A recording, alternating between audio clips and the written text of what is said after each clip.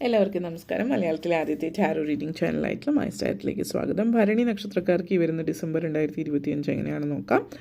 അതിലേക്ക് കടക്കുന്നതിന് മുമ്പ് പ്രൈവറ്റ് കൺസൾട്ടേഷൻ താല്പര്യമുള്ളവർക്ക് ഡീറ്റെയിൽസ് ഡിസ്ക്രിപ്ഷനിൽ നോക്കിയാൽ മതി. ഭരണി നക്ഷത്രക്കാരുടെ ഈ വരുന്ന ഡിസംബർ 2025 എങ്ങനെയാണെന്ന് നോക്കാം.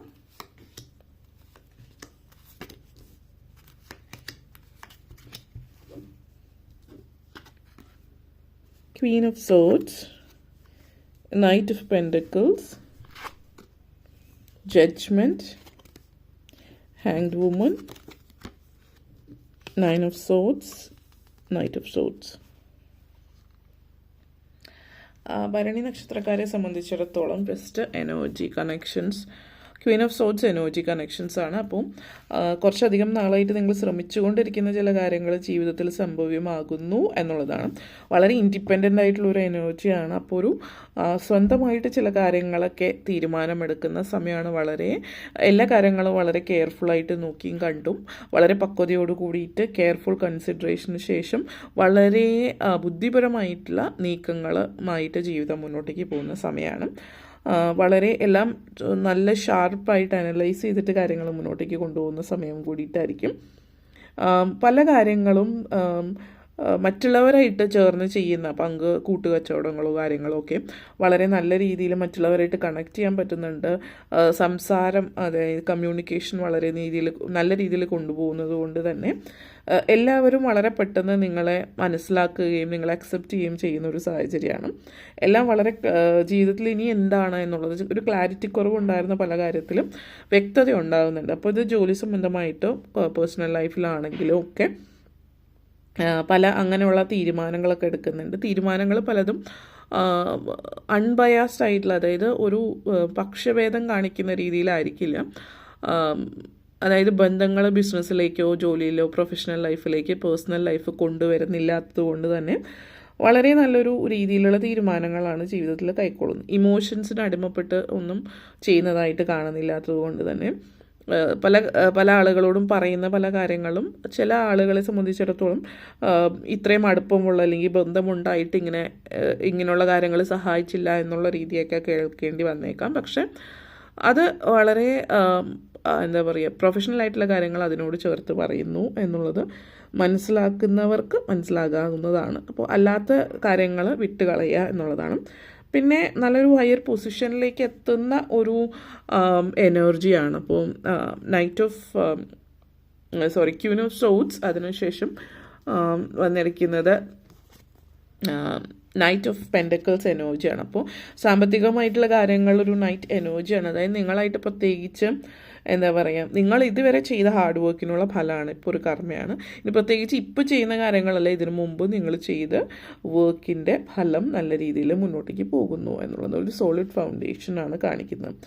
അപ്പോൾ നിങ്ങൾ ഇതുവരെ എടുത്ത ആ ഒരു എഫേർട്ടിനുള്ള അതിൻ്റെ ഹാർവെസ്റ്റ്, അതായത് അതിൻ്റെ വിളവെടുക്കുന്ന ഒരു സമയം എന്നുള്ള രീതിയിലാണ് ഇപ്പോൾ കാണിക്കുന്നത്. അപ്പോൾ ഈ ഒരു മാസം എന്ന് പറഞ്ഞാൽ ഈ ഒരു കഴിഞ്ഞ മാസങ്ങളിൽ, അതായത് ഈ വർഷത്തിൽ കഴിഞ്ഞു പോയ മാസങ്ങളിൽ നിങ്ങൾ ചെയ്ത പ്രവൃത്തികൾ നല്ല ഫലം, നല്ലൊരു പൊസിഷൻ, നല്ലൊരു ജോലി സംബന്ധമായിട്ടാണെങ്കിൽ വളരെയധികം സാധ്യതകളുള്ള സമയമാണ്. അപ്പോൾ ജോലിയിൽ മുന്നേറാനും മറ്റുമുള്ള ഫോക്കസ് വളരെയധികം സ്ട്രോങ് ആണ്. ഇപ്പോൾ ഫിനാൻസ് ആൻഡ് കരിയറിൽ വളരെ സ്ട്രോങ് ആയതുകൊണ്ട്, അതായത് ജോലി, സാമ്പത്തികം ഇങ്ങനെയുള്ള കാര്യങ്ങളിൽ വളരെ നല്ല രീതിയിൽ ശ്രദ്ധിക്കുന്നത് കൊണ്ട് പല കാര്യങ്ങളും ചെയ്തു തീർക്കാൻ പറ്റുന്ന ഒരു സമയമാണ്.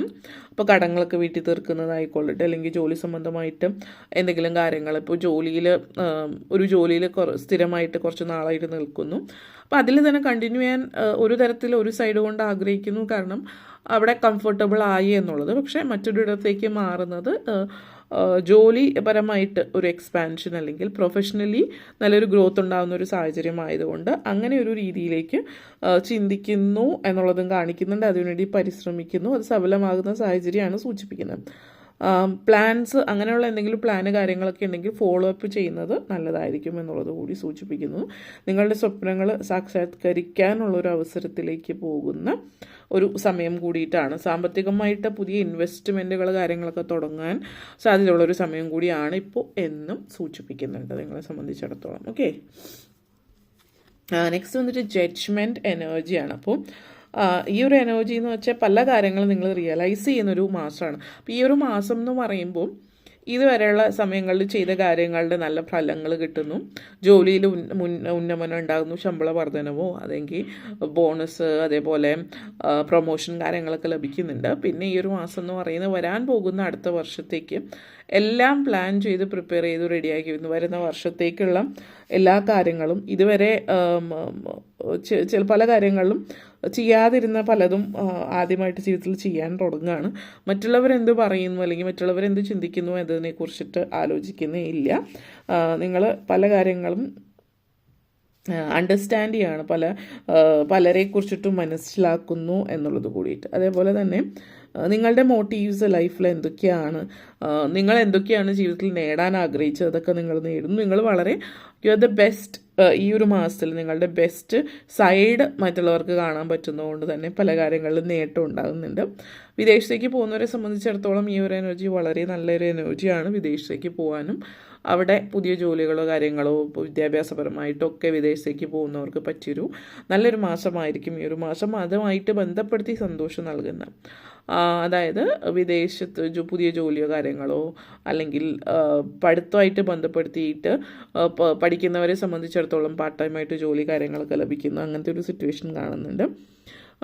ചില കാര്യങ്ങൾ റിസ്ക് എടുക്കാൻ പറ്റിയ സമയമാണ്. അപ്പോൾ നമ്മൾ ചില കാര്യങ്ങൾ റിസ്ക് ആണ് എന്ന് ചിന്തിച്ചാലും അത് എടുക്കാൻ ശ്രമിക്കുന്ന ഒരു സമയമാണ്. കാരണം ഒരു സെൽഫ് അക്സെപ്റ്റൻസ് ആണ്. റിസ്ക് എടുത്താൽ മാത്രമാണ് വിജയത്തിലേക്ക് ഉള്ളൂ എന്നുള്ളൊരു എനർജിയാണ്. അതായത് എത്രത്തോളം നമ്മൾ ഉയരത്തിലേക്ക് പോകുന്നു, റിസ്ക് അതിലും കൂടുതലാണ് എന്നുള്ളത്.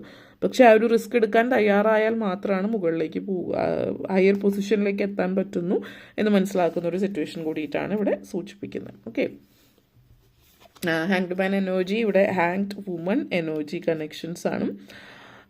അപ്പോൾ ഈ ഒരു എനർജി കണക്ഷൻ സൂചിപ്പിക്കുന്നത് ഒരു സ്റ്റക്ക് ഫീലിംഗ് ആണ് നിങ്ങളുടെ ഉള്ളിലുള്ളത്. പക്ഷേ ഇതൊരു സ്റ്റക്ക് ഫീലിംഗ് അല്ല ഇപ്പോൾ. കാരണം നിങ്ങളുടെ എന്താ പറയുക, നിങ്ങളുടെ ഉള്ളിൽ നിങ്ങളുടെ പല ചിന്തകളും നടക്കുന്നൊരു സമയമാണ്. ഇപ്പോൾ ഇതൊരു പോസ് എന്ന് പറഞ്ഞാൽ ഒരു ഇൻറ്റൻഷണൽ പോസാണ്. കാരണം ഇപ്പോൾ നിങ്ങൾ പ്ലാൻ ചെയ്യാണ്, പ്രിപ്പയർ ചെയ്യാണ് നിങ്ങളെ അടുത്ത സ്റ്റേജിലേക്ക്, അടുത്ത സ്റ്റെപ്പിലേക്ക് പോകാൻ വേണ്ടിയിട്ട്. ബിഗർ പ്ലാനാണ്, വലിയ വലിയ കാര്യങ്ങൾ പ്ലാൻ ചെയ്യുന്നു, വലിയ വലിയ സ്വപ്നങ്ങൾ നിങ്ങളുടെ ജീവിതത്തിലുണ്ട്. അപ്പം ഈ ഒരു സമയം എന്ന് പറഞ്ഞാൽ, ഈ ഒരു പോസ് എന്ന് പറഞ്ഞാൽ ഇപ്പോൾ ഒരു പ്രിപ്പറേഷൻ ആവാം. എല്ലാത്തിനും തയ്യാറെടുത്തുകൊണ്ടിരിക്കുന്നു, പ്ലാനിങ്, ബഡ്ജറ്റിങ് കാര്യങ്ങൾ ചെയ്യുന്നു. പുതിയ ബിസിനസ്സിലേക്ക് ഇറങ്ങുന്നവരാണെങ്കിൽ അങ്ങനെ, അതല്ലെങ്കിൽ ഈ ഒരു സമയം ഒരു പ്രാർത്ഥന, മെഡിറ്റേഷൻ അതുപോലെയുള്ള കാര്യങ്ങളുടെയും സമയമാകും. കാരണം നിങ്ങൾ നിങ്ങളുടെ ഉള്ളിലുള്ള പൊട്ടൻഷ്യൽ, നിങ്ങളുടെ കഴിവുകൾ ഒക്കെ മനസ്സിലാക്കുകയാണ്. അത് മനസ്സിലാക്കിയിട്ട് നിങ്ങൾ മുന്നോട്ടേക്ക് പോകുന്നു. നിങ്ങളുടെ ജീവിതത്തിൽ അനിവാര്യമല്ലാത്ത കാര്യങ്ങൾ അത് ജീവിതത്തിൽ നിന്ന് വേണ്ടെന്ന് വെച്ചിട്ട് പുതിയ കാര്യങ്ങളിലേക്ക് പോകുന്ന ഒരു എനർജിയാണ് ഇത് സൂചിപ്പിക്കുന്നത്. 9 ഓഫ് സോഡ്സ് എനർജി കണക്ഷൻസ് ആണ് ഈ ഒരു energy. 9 of swords energy connections ഉള്ളിലുള്ള നെഗറ്റീവ് ഫീലിങ്സ് ആണ് കാണിക്കുന്നത്. അപ്പോൾ നിങ്ങൾ സ്റ്റക്കാണ്, അല്ലെങ്കിൽ നിങ്ങൾക്ക് മുന്നോട്ടേക്ക് പോകാൻ പറ്റുന്നില്ല എന്നൊക്കെ ഉള്ളൊരു ചിന്ത ഈ ഒരു സമയത്ത് ഇടയ്ക്ക് വരാം. ഇതൊരു പെർസെപ്ഷനാണ്. Perception is everything. കാരണം നിങ്ങൾ ആ ഒരു ചിന്ത മൈൻഡിൽ നിന്നും നെഗറ്റീവ് സെൽഫ് ടോക്ക്, അതൊന്നും നടക്കില്ല എന്നൊക്കെ ഉള്ളൊരു ചിന്ത മൈൻഡിലുണ്ട് എങ്കിൽ ആ ഒരു ചിന്ത, ഒരു പെസിമിസ്റ്റിക് മൈൻഡ് സെറ്റ് മാറ്റി വയ്ക്കുക എന്നുള്ളതാണ്.